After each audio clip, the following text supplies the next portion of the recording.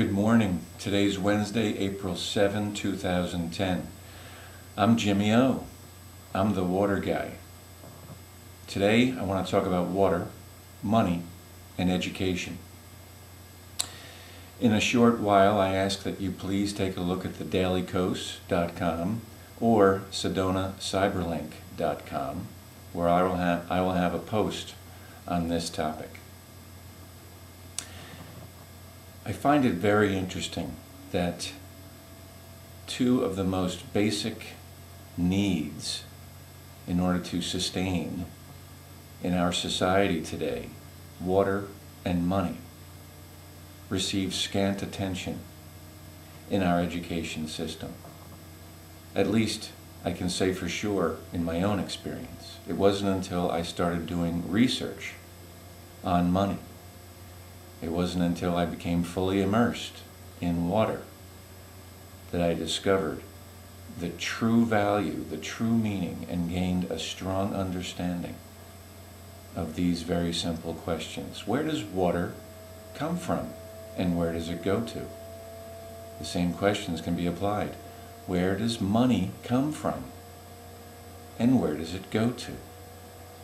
So I have a suggestion towards our education system. Let's devote real class time to these key topics. I wonder if it would shrink the gap between the wealthy and the not so wealthy. I wonder if it would shift the distribution imbalances that we have on this planet today when it comes to safe drinking water. I think these are excellent questions. When it comes to money, I can tell you from a very young age, I was instilled with the idea, work hard, and then work harder. And so I had a bank account when I was about 11 years old. And it was receiving money only. There was no extraction going on. It was receiving money based on my labors, not based on gifts. Didn't receive any birthday checks from Aunt Ursula. I love Aunt Ursula. And when it comes to money, I just take a shower or turn on the tap. This is obviously way before bottled water. If I was thirsty, I went to the sink. No clue, no curiosity about either where water or money comes from. All I knew is I had to work hard or turn on the tap when I was thirsty. Completely different today because of my own research, because of my curiosity, because of becoming fully immersed in water. I now have a deep understanding of water and where it comes from and where it goes to. I have a sacred and just a reverent approach towards water. The same can be said about money. I have a strong understanding of money. I don't place it in the same category as reverence, but I do understand the need and how it works and how it functions. It is important, especially if one wants to engage in change.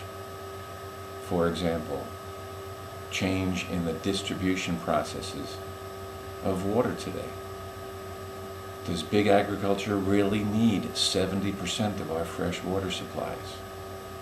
And of the remaining 30%, do we need to spend 95% of that 30% on watering lawns and washing dishes rather than hydrating ourselves? Anyway, as usual, when it comes to water, once you get me started, I can keep going. I hope I have your curiosity. Do a search. When it comes to money, do a search on fractional reserve banking. When it comes to water, do a search on storm drains. Do a search on water treatment systems. Do a search on water infrastructure. It's amazing stuff. I'll give you one tidbit. The water infrastructure for the cities of Philadelphia and New York City, pretty large cities, the water is sourced hundreds of miles away in upstate New York, and it travels to all its constituents through a lot of pipes, mostly forced by gravity. Very little. As a matter of fact, I think it's only 5% of the energy necessary to move water to New York and Philadelphia is done with electricity. I find that incredible. Okay, that was the fun fact for the day. By the way, it's a stunning day.